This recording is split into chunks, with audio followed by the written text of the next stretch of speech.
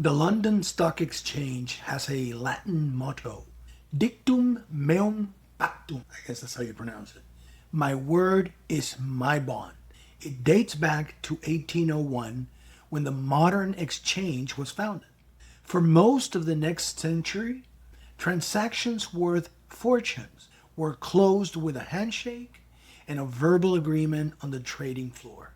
No paper, no lawyers. The entire London capital market ran on a single asset that never appeared on any balance sheet: reputation.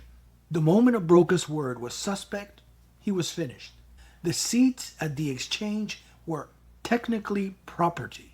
The asset that made them valuable was something totally different.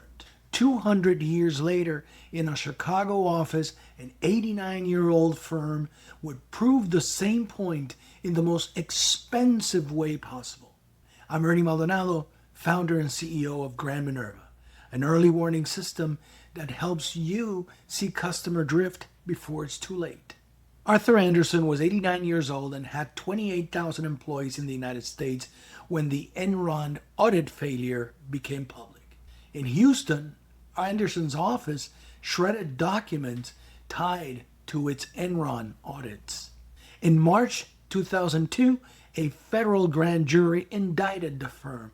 In June 2002, a jury convicted it. In May 2005, the U.S. Supreme Court unanimously overturned the conviction. Now, the court was right. The verdict didn't matter, though. By the time the Supreme Court ruled, Andersen had collapsed. Clients had walked. Partners had already scattered. The 28,000 jobs gone. The firm that had audited more than 1,000 public companies was a shell. 3 years too late, the law cleared Andersen's name.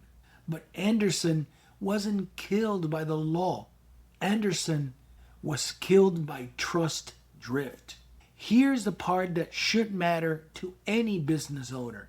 Andersen had a strong balance sheet when this whole thing started. Cash reserves, receivables, God knows I worked for Accenture, real estate, property, all of it. None of it saved them, because the asset that paid them, the asset that made every other asset valuable, wasn't on the balance sheet. It was their permission to operate as a trusted auditor. The moment that that permission cracked, the cash followed. Fast. Here's the drift signal worth watching. Every business has two balance sheets: the one your accountant prepares and the one your customers prepare in their head. The reputation balance sheet runs slower in good times. You build it over the years and it doesn't fluctuate much. But in bad times, it can collapse in weeks, as experienced by Andersen. The lesson learned for drift detection is this: if you sell trust, if you're a law firm, an accounting firm, an agency, a consultancy, a doctor's office, a financial advisor, Gran Minerva, a software company that holds customer data, the reputation balance sheet is your primary asset, not your secondary.